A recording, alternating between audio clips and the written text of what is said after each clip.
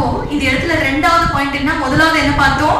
அது தேவனுடைய பாரமா இருக்கிறது. இரண்டாவது விசுவாசிகளுடைய கடமையா இருக்கிறது, பொறுப்பா இருக்கிறது. மூன்றாவது என்ன அப்படின்னா, it is the need of the people. அது ஜனங்களுடைய தேவையா இருக்கிறது. ஹalleluya, ஹalleluya. இந்த இடத்துல நம்ம ஒரு வசனத்தை வாசிப்போம். அப்போஸ்தலர் 4ஆம் அதிகாரம் 12ஆம் வசனத்துல வாசிப்போம். அவராலே அன்றி வேறு ஒருவராலும் ரட்சிப்பு இல்லை. நாம் ரட்சிக்கப்படும்படிக்கு வானத்தின் கீழெங்கும் மனுஷர்களுக்குள்ளே அவருடைய நாமமே அல்லாமல் வேறொரு நாமம் கட்டளையிடப்படவும் இல்லை என்றார். ஆமென், ஹalleluya. எதுக்காக சுவிசேஷத்தை அறிவிக்கிறீங்க அப்படின்னு சொல்லி பேதுருக்கு என்ன வந்துச்சு? இப்போ ஒரு क्वेश्चन வந்துச்சு, கேக்குறாங்க.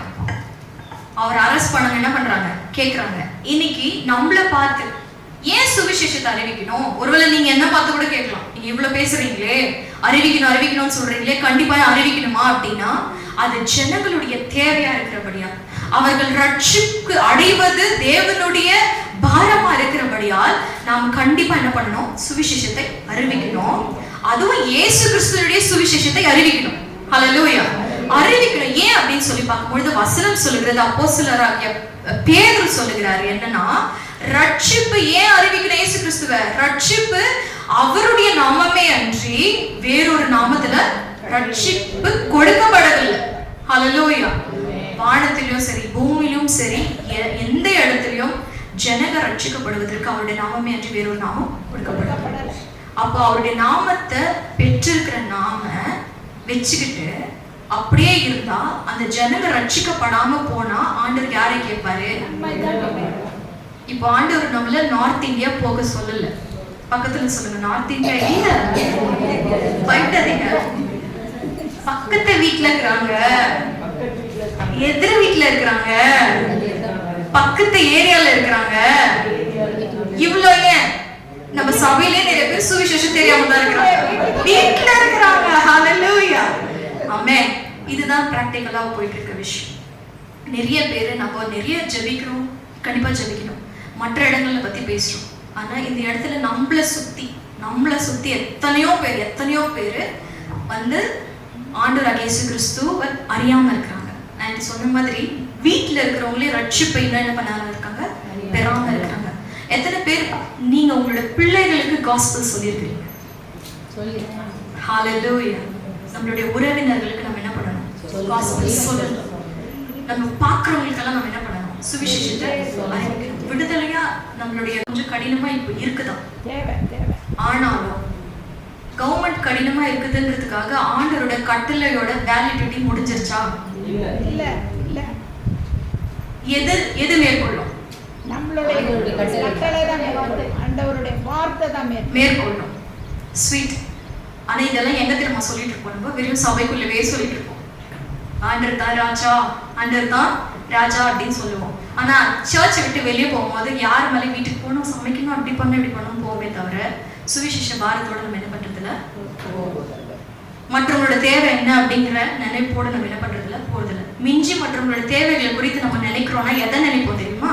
அவங்களுக்கு என்ன பண்ணலாம், கொஞ்சம் சாப்பாடு எதுனா பண்ணிடலாம், ட்ரெஸ் ஏதாவது என்ன பண்ணலாம், கொடுத்துடலாம். வெறும் கிரியேட்டிவ் பர்பஸ் மட்டும் தான் நிறைவேற்றிட்டு இருப்போம். ஆனா ஆண்டவர் இன்னைக்கு சொல்றார், ரிடம்ப்டிவ் பர்பஸை நிறைவேற்று, ரட்சிப்பின் திட்டத்தை நிறைவேற்று, ஸ்தானாதிபதியா நில்லு. ஹalleluya. அந்த பொறுப்பை யார் கொடுத்திருக்கிறாரு? நமக்கு தான் கொடுத்திருக்கிறாரு. அப்ப ஆண்டவர் சொல்றாரு, என்னுடைய பாரம் என்னன்னு இப்போ உனக்கு தெரிஞ்சிருச்சு, உன்னோட பொறுப்பு என்னன்னு தெரிஞ்சிருச்சு, ஜனங்களோட தேவை என்ன, ரட்சிப்பு. அதை யார் கொடுக்கணும்? நான் தான் கொடுக்கணும். ஹalleluya. என் கூட யார் இருக்கிறாங்களோ இல்லையோ 4 ட்ராக்ஸ் எடுத்து ஹேண்ட்பேக்ல போடுங்க. யார் ஹேண்ட்பேக் இல்லாத வெளியே போறோம்? லேடிஸ். பர்ஸ் இல்லாம வெளியே போறோமா? போன் இல்லாம வெளியே போறோமா? ஒரு நாள் போட்டுக்கலாம். போகும்போது என்ன பண்ணலாம்? ஏசப்பா அவங்களை நேசிக்கிறார். ஒரு ட்ராக்ஸ் மூலியமா சாது சுந்தர் சிங் தேசங்களை கலக்குவாரு அப்படின்னு சொன்னா யாருக்கு தெரியும்? நாம யாருக்கும் ஒருத்தருக்கு கொடுக்க போய் அவங்க ரட்சிக்கப்படலாம்ல. ஹalleluya. எனக்கு சுவிசேஷம் சொல்ல தெரியல அப்படின்னு சொல்லி இருக்க கூடாது. நம்ம என்ன பண்ணணும்? தெரியலன்னா கற்றுக்கணும். ஆமென். எத்தனையோ விஷயம் நம்ம தெரியாத விஷயத்தை நம்ம கற்றுக்கொண்டிருக்கிறோமே. எத்தனையோ பேர் இந்த இடத்துல இருக்கிறவங்க பிறந்ததுல இருந்தே கிறிஸ்தவ குடும்பத்துல தான் பிறந்து வளர்ந்துருக்கிறோம். இல்ல ரட்சிக்கப்பட்டு ஒரு எத்தனை வருஷம் ஆச்சு? 2 வருஷம் கூட ஆயிருக்கலாம் இல்லையா? ஆனா சுவிசேஷம் சொல்ல தெரியல. நிறைய பேர் என்ன சொல்றாங்க, சொல்ல தெரியல. ஆனா ஆண்டவர் இன்னைக்கு சொல்றாரு, உங்களுக்கு சொல்ல தெரியணும். ஹல்லேலூயா. ஏன்னா நம்ம மேல விழுந்த கடமையா இருக்கிறது. அப்ப இந்த இடத்துல நம்ம பார்க்கும்பொழுது முதலாவது ஆண்டவருடைய நாமமே அன்றி ரட்சிப்புக்கு வேற வழி இல்லாததுனால நம்ம சொல்லிட்டோம். இரண்டாவது யோவான் 14:6 சொல்லப்பட்டிருக்கிறது, நானே வழியும் சத்தியமும் ஜீவனமா இருக்கிறேன். இயேசப்பா மட்டும்தான் வழியும் சத்தியமும் ஜீவனமா இருக்கிறதுனால நம்ம கட்டாயம் என்ன பண்ண, ஜனங்களுக்கு சொல்லித்தான் ஆகணும். இயேசப்பா பத்தி எனக்கு தெரிஞ்சிருக்குன்னா நான் சொல்லிதான் ஆகணும். வெளிப்படுத்தல் 20:15 வாசிக்கலாங்களா? ஏன் நம்ம ஜனங்களுடைய தேவையா அது இருக்கிறது அப்படின்னு சொல்லும்போது வெளிப்படுத்தல் 20:15, Revelation chapter 20 verses 15.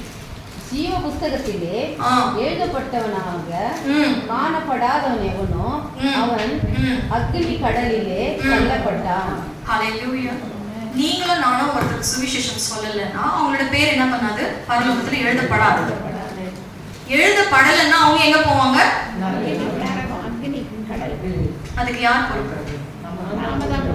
நம்ம சொல்லாதீங்க, நான் தான் பொறுப்பு. ஹல்லேலூயா. அப்போ ஜனங்க நரகத்துக்கு போறாங்க, ஆனா அவங்களால மீட்கிறதுக்கு ஒரு வழி இருக்கு. அப்ப அது தேவை தானே, இயேசு நாமம் தேவை தானே, ரட்சிப்பு தேவை தானே. அப்போ நம்ம என்ன பண்ணணும், இயேசு கிறிஸ்துவை ஜனங்களுடைய தேவையாய் அது இருக்கிறபடியால் நம்ம என்ன பண்ணணும், இயேசு கிறிஸ்துவை அவருடைய நாமத்தை சொல்ல வேண்டும், சுவிசேஷத்தை சொல்ல வேண்டும். அப்போ இந்த இடத்துல நம்ம பார்க்கும் பொழுது ஒரு காரியத்தை நான் சொல்ல விரும்புறேன். என்ன அப்படின்னு சொல்லி பார்த்தோம் அப்படின்னா, இங்கிலாந்துல ஒரு சில்வர், வெள்ளி என்ன ஆயிடுச்சு அப்படின்னா பற்றாக்குறை ஆயிடுச்சு, பத்தாம போயிடுச்சு. அந்த காலத்துல சென்ச்சுரிஸ் பேக் அப்போ என்ன ஆயிடுச்சு அப்படின்னு சொல்லி பார்க்கும்பொழுது அந்த வெள்ளில தான் என்ன பண்ணுவாங்கன்னா காயின்ஸ் பண்ணுவாங்க. காயின்ஸ் பண்ணி ஜனங்களுக்கு சர்க்குலேட் ஆகும். அப்போ சர்க்குலேட் ஆகும்பொழுது திடீர்னு என்ன ஆயிடுச்சுன்னா அந்த வெள்ளியே அவங்களோட தேசத்துல என்ன ஆயிடுச்சு, இல்லாம போயிடுச்சு. இப்ப காசு இல்லாம நம்மளுடைய தேசம் ஓடுமோ, எல்லாம் விற்கணும் வாங்கணும் எல்லாமே இருக்கு இல்லையா? அப்போ அந்த ராஜா என்ன சொன்னாரா, அந்த சோல்ஜர்ஸ்க்கு எல்லாம் சொன்னாரா, நீங்க போய் என்ன பண்ணுங்க, தேசம் முழுதும் போயிட்டு என்ன பண்ணுங்க, வெள்ளியை தேடுங்க அப்படின்னு சொல்லும்போது எங்க தேடி பார்த்தாலும் என்ன பண்ணலையா, கிடைக்கல. அப்போ ஒரே ஒரு கெத்தட்ரலுக்கு போய் அவங்க என்ன பண்ணாங்க அப்படின்னு சொன்னா பார்த்துட்டு ராஜா இடத்துல சொல்றாங்க, ராஜா ஒரே ஒரு கிறிஸ்டியன் கெத்தட்ரல்ல மட்டும் என்ன இருக்கு, வெள்ளி இருக்கு. ஆனா அந்த வெள்ளியில ஒரு பிரச்சனை இருக்கு. என்ன பிரச்சனை அப்படின்னு சொன்னா, ஹோலி செயின்ட்ஸ், அதாவது இந்த அப்போஸ்தலர்கள் இருக்கிறாங்க இல்லையா, இந்த அப்போஸ்தலர்களை தான் என்ன பண்ணிருக்கிறாங்க, வெள்ளியில அவங்களுடைய உருவத்தை செய்து வைத்திருக்கிறாங்க. ஆனா அவங்க எல்லாம் யாரு, செயின்ட்ஸ் ஆச்சே. அப்ப அந்த வெள்ளி என்ன பண்ண முடியும் அப்படின்னு பொழுது ராஜா யோசிக்கிறார், இப்ப என் தேசத்தை நான் காப்பாற்றணும் அப்படின்னு சொன்னா இந்த செயின்ட்ஸ்னுடைய அந்த உருவம் என்ன பண்ணணும், கரைக்கப்படணும். கரைக்கப்பட்டா மட்டும்தான் அவங்க தான் யாரு, செத்து போயிட்டாங்க. ஆனா இவங்க உயிரோடு இருக்கிறவங்களை காப்பாற்றப்படணுமே அப்படின்னு சொல்லி அந்த ராஜா என்ன சொல்றாரு, பரவாயில்ல நீங்க என்ன பண்ணுங்க, போய் அந்த உருவங்களை, அந்த பரிசுத்தவான்களுடைய உருவங்களை, அந்த வெள்ளியில இருக்கிற உருவங்களை என்ன பண்ணுங்க, நீங்க கரைச்சிருங்க. அதை என்ன பண்ணலாம், காயின்ஸா பண்ணி நம்ம தேசம் எங்க என்ன பண்ணலாம், சர்க்குலேட் பண்ணலாம் அப்படின்னு சொல்லிட்டு இன்னைக்கு ஆண்டவர் நம்ம ஒரு வெள்ளியின் உருவமா இருக்கும். ஹல்லேலூயா. ஆனா ஜனத்தினுடைய தேவை ஒரு பக்கம் இருக்கே, மறிச்சு கொண்டிருக்கிறாங்களே, ஒண்ணும் பண்ணாம தவிச்சிட்டு இருக்காங்களே. இந்த ராஜா என்ன தெரியுமா சொல்றாரு, நம்மை தான் உருக்க சொல்றாரு. ஹல்லேலூயா. வெள்ளியை உருக்குறது போல பரிசுத்தவான்கள் என்ன பண்றாங்க, நம்ம சுவிசேஷத்திற்காக நம்ம சர்க்குலேட் பண்ணணும். ஆண்டவருடைய சுவிசேஷமா நம்மளே என்ன பண்ணணும், நம்ம தான் நடமாடும் நிருபங்களா இருக்கிறோம். ஹல்லேலூயா. அப்போ அந்த ராஜா சொன்னாரு, அதை உருக்கி என்ன பண்ணுங்க, சர்க்குலேட் பண்ணுங்க, காயின்ஸா மாத்தி ஜனங்களுக்கு சர்க்குலேட் பண்ணுங்க. இன்னைக்கு நம்மளுடைய பெருமைகளை, நம்ம வெக்கப்பட்டுட்டு நம்மளோட பொறுப்புகளை கையில் எடுக்காம வெறும் இந்த உலகத்துக்காகவே வாழ்ந்துட்டு இருந்தோம் அப்படின்னு சொன்னா, நாம உருக்கப்படலை அப்படின்னு சொன்னா we cannot be circulated. நம்ம பிரயோஜனம் உள்ளவங்களா இருக்க முடியாது. ஒரு சீஷனுடைய உருவம் அந்த சில்வர்ல கிடையாது. ஆனா அவங்களுக்குரியதான அந்த விலை, அவங்களுக்கு இந்த உலகத்துல கொடுத்திருக்கிற அந்த மதிப்பை அவங்க உருக்கும் பொழுதுதான் அவங்க என்ன பண்ணுவாங்க அப்படின்னு சொன்னா ஜனங்கள் மத்தியில என்ன பண்ணுவாங்க, ஆசீர்வாதமாய் மாறுவார்கள். ஹல்லேலூயா. அப்ப இந்த நாளில கூட முதலாவது காரியம் என்ன, சுவிசேஷம் அறிவிக்கிறது தேவனுடைய பாரம். இரண்டாவது விசுவாசிகளுடைய பொறுப்பு. மூன்றாவது ஜனங்களுடைய தேவை இருக்கிறபடியா அதை செஞ்சுதான் அவங்க. அந்த புத்தி உள்ள ஸ்திரீ என்ன பண்ணா, அந்த ஜனங்களுக்காக நின்னான். அட்டெம்ப்ட் பண்ணா, அதுல என்ன நடக்கும் தெரியாது. ஆனா என்ன பண்ணாங்க, கர்த்தருடைய ஸ்தானாதிபதியாய் அவள் நின்றாள். பொறுப்பை எடுத்தா. மூன்றாவது ஏன் அவன் எடுத்தா அப்படின்னா அந்த ஜனங்கள் அந்த பட்டணம் காப்பாற்றப்பட வேண்டும் என்று சொல்லி எடுத்தான். இப்போ நம்ம பார்க்கும் பொழுது நிறைய நேரங்கள்ல நம்ம என்ன யோசிக்கிறோம்னா, சரி சுவிசேஷத்தை அறிவிக்கணும் அப்படிங்கறத தான் இன்னைக்கு நம்ம முழுசா பார்த்துட்டு இருக்கோமே. இப்போ அந்த காலத்துல என்ன பண்ணாங்க, எப்படியெல்லாம் சுவிசேஷம் அறிவிச்சாங்க? வந்தாங்க, இங்க வந்து ஏழைகளுக்கு உதவி செய்து கல்வி ஃபர்ஸ்டாக கல்வியை சோஷியல் அதன் மூலமா எல்லாரும் அப்படி கொண்டு வந்து இயேசு சாமியை கொண்டு வந்தாங்க, காண்பிச்சாங்க. அதுக்கப்புறம் என்ன பண்ணாங்க, மெகாஃபோன்ஸ் வச்சு என்ன பண்ணாங்க, ரோட்லயே என்ன பண்ணுவாங்க, தைரியமா பிரசங்கம் பண்ணுவாங்க. அதுக்கப்புறம் ட்ரெயின்ஸ்ல வந்து என்ன பண்ணுவாங்க, ட்ராக்ஸ் கொடுப்பாங்க, எல்லாமே பண்ணுவாங்க. ஆனா இப்போ அப்புறம் வில்லேஜஸ்குள்ள போவாங்க. வில்லேஜஸ் என்ன பண்ணுவாங்க, கிராமங்கள்ல இருக்கிறவங்களும் அன்பை ஏத்துப்பாங்க. ஆனா இப்போ இருக்கிற காலகட்டத்துல ஏன் சுவிசேஷத்தை நம்ம அறிவிக்க தயங்குறோம்? சேலஞ்ச் என்ன இருக்கு, சேலஞ்சஸ் என்ன இருக்கு? இப்போ வந்து என்னன்னா எல்லா ஜனங்களும் படித்திருக்கிறாங்க. First of all they are all பிரில்லியன்ஸா தெரிஞ்சுக்கிறோம். ஓகே, போயிட்டாங்க. ஓகே. அப்போ நம்ம யோசிச்சு பார்த்தோம் அப்படின்னா உண்மையாவே நிறைய சவால்கள் என்ன இருக்குதான். அப்ப இருக்கும்பொழுது அந்த காலத்துல பண்ண மாதிரி இப்ப பண்ண முடியல அப்படிங்கிறதுக்காக நிறைய பேர் என்ன பண்ணிருக்காங்க, இல்ல நிறைய பேர் என்ன பண்ணிருக்கோம் அப்படின்னா அதை நிறுத்திருக்கோம். ஹல்லேலூயா. சுவிசேஷம் நம்ம ஜெபிக்கலாம் நம்மளுக்கு. ஹல்லேலூயா. அப்போ இந்த இடத்துல நம்ம பார்க்கும்பொழுது நம்ம எதை பார்க்கிறோம் அப்படின்னா, ஒரு காரியத்தை இதுலதான் நம்ம வந்து தேவனோடு நடக்கிறதுல நம்ம கவனமா இருக்கணும். என்னன்னா டிசர்ன்மெண்ட். ஆண்டவர் அந்த காலத்துல அப்படி ஊழியர்களை பயன்படுத்தினாரு. எல்லா காலத்திலும் பர்சிக்யூஷன்ஸ் இருந்துச்சுதான். அப்போ இந்த 21st செஞ்சுரியில என்ன இருக்கு, தடைகள் இருக்குதான். தடைகள் மத்தியில அவங்க காலத்துல நிறைவேற்றினாங்கல்ல, அப்ப நம்ம காலத்துல தடைகள் நம்ம எப்படி நிறைவேற்ற முடியும்? கர்த்தருக்கு கேட்கணும், எப்படி ஞானம் பெற்று அதை எப்படி அதுலேருந்து வெளியில வரணும், கர்த்தர் தான் நம்மளை வழி நடத்தி கொண்டு. ஓகே, இந்த இடத்துல நம்ம பார்க்கும்போது முதலாவது காரியம் ஆண்டவர் சொல்லுகிறாரு. ஏசாயாவின் புஸ்தகம் 43ஆம் அதிகாரம் 18-19 வாசிக்கலாங்களா? ஏசாயா 43:18-19 வசனங்கள் வாசி.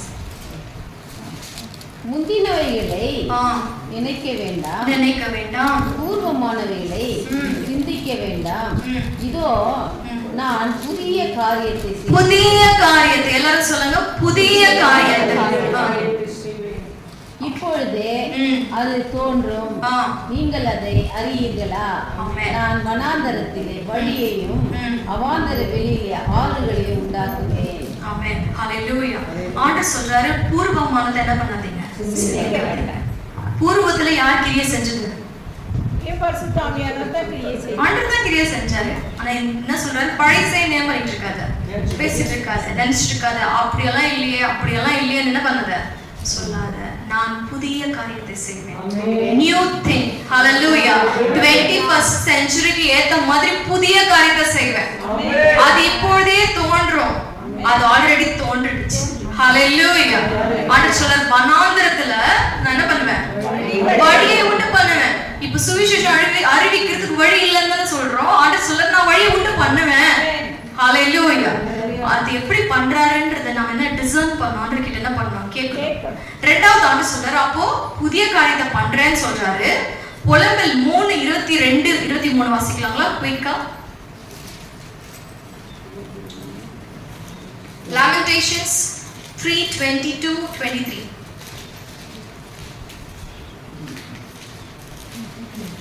புலம்பல் 3ஆம் அதிகாரம் 22-23.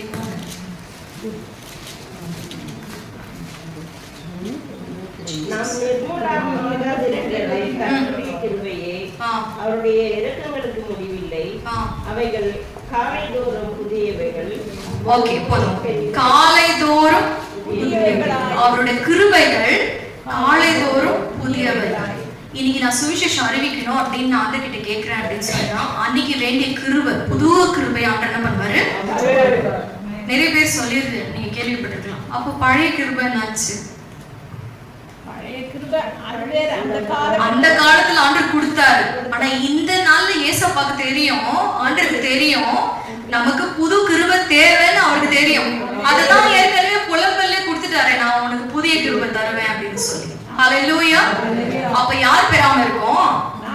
நான் தான் பெறாம இருக்கிறேன். ஹல்லேலூயா. அடுத்து சங்கீதம் 92:10 வாசிக்கலாங்களா? Psalm 92:10 வாசிக்கலாம்.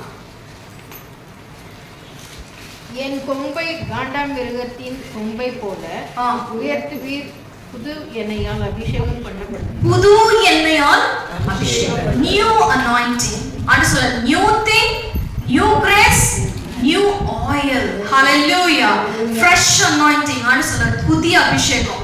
இப்போ அம்மா சொன்னாங்க இல்லைங்களா, படிச்சிருக்காங்க, நிறைய படிச்சிருக்காங்க.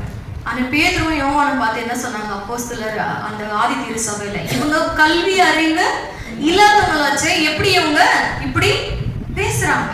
ஆண்டவர் உருவாக்கினார். ஹalleluya. ஆவியானவரோடு கூட அவங்க நடந்தபடியால் கல்விமான நாவை கர்த்தர் அவங்களுக்கு கொடுத்தாரு.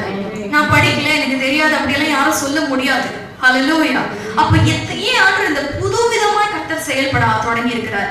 இப்ப கூட நீங்க வந்துட்டு இந்த பைபிள் ஸ்காலர்ஸ் இருக்கிறாங்க இல்லைங்களா, அவங்கெல்லாம் அந்த ஆராய்ச்சியில கண்டுபிடிக்கிறாங்கன்னா, இப்போ இந்த 21st செஞ்சுரி எவ்வளவு ஹார்டா இருந்தாலும் இதன் மத்தியில் ஆங்காங்கே தேவன் எழுப்புதலின் காரியத்தை செய்து கொண்டிருக்கிறார்.